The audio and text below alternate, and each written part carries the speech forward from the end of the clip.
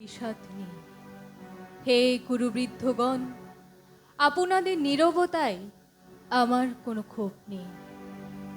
পিতামহ ভীষ্ম, ক্ষমা করবেন, আপনাকে প্রণতি জানাবার স্থিরতা আজ নেই। আর কর্ণ, তোমার জন্য ঘৃণাও বড় বেশি মনে হয়। আর হে আমার পঞ্চস্বামী, আর্যাবর্ত বিজয়ী বীরশ্রেষ্ঠ অর্জুন, শক্তিমান ভীম, নকুল, সহদেব, আর আপনি ধর্মপুত্র, আপনারা আমার কৃতজ্ঞ অভিবাদন গ্রহণ করুন। আমি সর্বজ্ঞা নই। যজ্ঞভূমির অগ্নি থেকে আমার জন্ম, ধর্মাধর্মের ক্ষুরধার পথ আমার অজানিত। আর্যপুত্র, আপনার বিচার তাই আমার পক্ষে ধৃষ্টতা। আপনার কোনো বিচলন নেই। আপনার ধর্ম আপনাকে রক্ষা করেছে বিকার থেকে।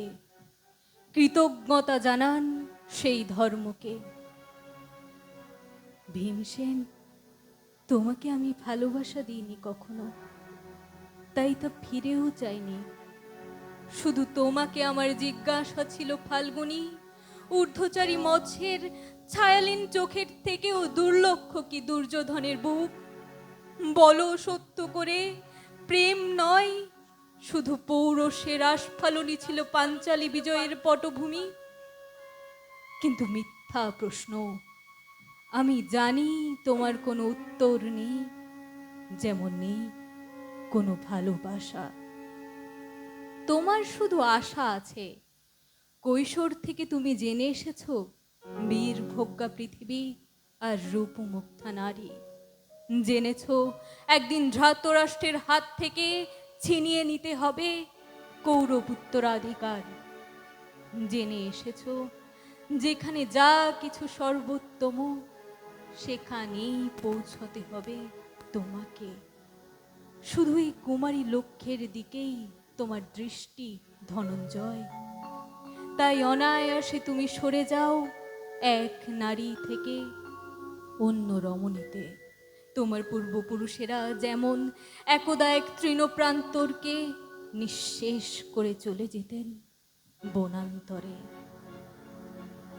এই দূত সভায় দাঁড়িয়ে আমাকে জানতে হলো, নারী শুধু কয়েক প্রহরের বিলাস সঙ্গিনী, মণিময় হার, শত সহস্র তরুণী দাসী, দান্ত মাতঙ্গ, গন্ধর্ব প্রেরিত অশ্বযূত, আর আমি পাণ্ডপুত্র বধূ। এক পংক্তিতে দাঁড়িয়ে আমরা সবাই অপেক্ষায়। পিতৃগৃহে যেমন দেখেছিলাম আখিরিনীরা দূর গ্রাম থেকে নিয়ে আসে তাদের পসরা, আর তার উপর ঝুঁকে পড়ে লুব্ধ ক্রেতার দল, তেমনি আমাদের ব্যবহার করার জন্য উন্মুখ হয়ে আছে যারা, তারা আমার আত্মীয়।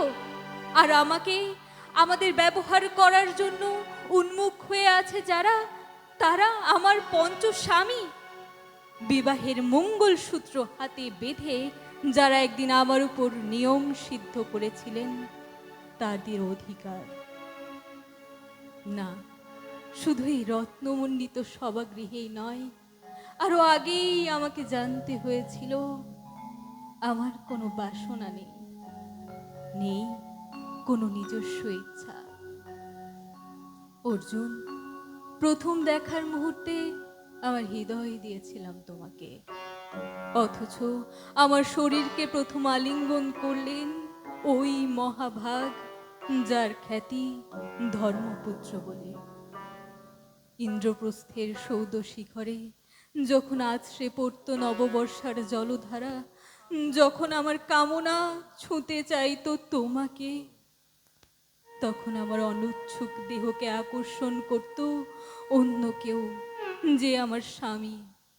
বসন্ত রজনীতে, কিংসুকের প্রমুক্ত উল্লাস মুহূর্তে তোমার ব্যাকুল বাহু টেনে নিত আমাকে নয়, অন্য কোনো যুবতীকে।